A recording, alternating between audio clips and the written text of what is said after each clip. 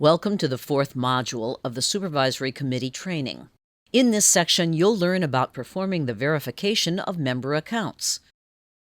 This process is important because it helps the committee to ensure that management practices and procedures safeguard members' assets. The annual verification, if planned and executed properly, deters and detects errors and fraud. See Chapter 24 of the Supervisory Committee Guide for details on this important process. The annual verification is important because it is the most direct system for checking for fraud, most often meaning theft of member funds, transaction errors, and data processing issues. It's also the most direct system for verifying key financial figures such as total shares and other deposits, and total loans, which should be a credit union's largest asset. So what's involved in this process? Here the committee is again playing the auditor role. Working independently of staff at every step of the process, the committee will ensure the completion of the following steps in the process. Print share and loan trial balances. Print member statements and address labels. Prepare notices for mailing. It's critical that the notices clearly state that any responses by mail, phone, email, or otherwise go to the Supervisory Committee only, not staff. The next step is to mail notices with a return address of something other than the credit union address. Again, this ensures no staff intervention in the process.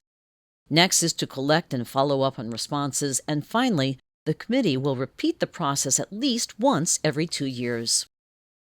Here's a list of common mistakes found when performing the member verifications.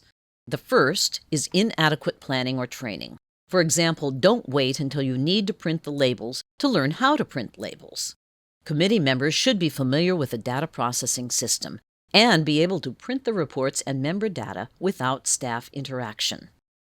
The next mistake is giving credit union personnel advance notice of when the verification will be conducted. This gives them the opportunity to hide or change the exact data you're trying to get members to check.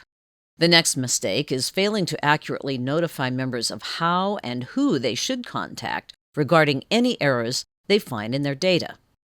Next in this list is allowing staff involvement at any step.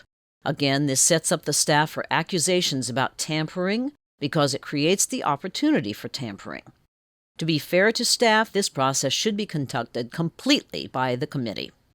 The next mistake is using the credit union's address as the return address on the envelopes. Use a member's home address or get a postal box that staff does not have access to. Next is failing to follow up on returned envelopes. Mail that can't be delivered is already demonstrating inaccuracy of member data. If the address is inaccurate, then the data for that member may be inaccurate also. The committee needs to track down the member and correct the address as well as verify the member's account data. Finally, a major mistake is failing to document the process and findings from the process. Make sure to keep track of all the data and processes and summarize these in the report to the board. This written report should be an addendum to the board meeting minutes and serves as proof for NCUA that the verification has been completed. One example of why following proper validation procedures is so important is the case of the credit union manager who managed her fraud by controlling the mail.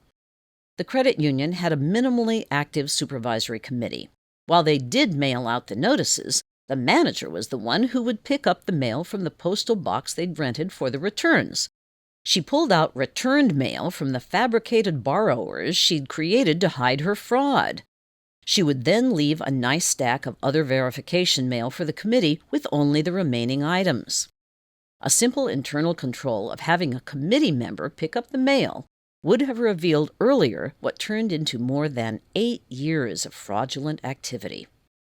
That's the end of this module. Return to the main screen to review any other module in this training.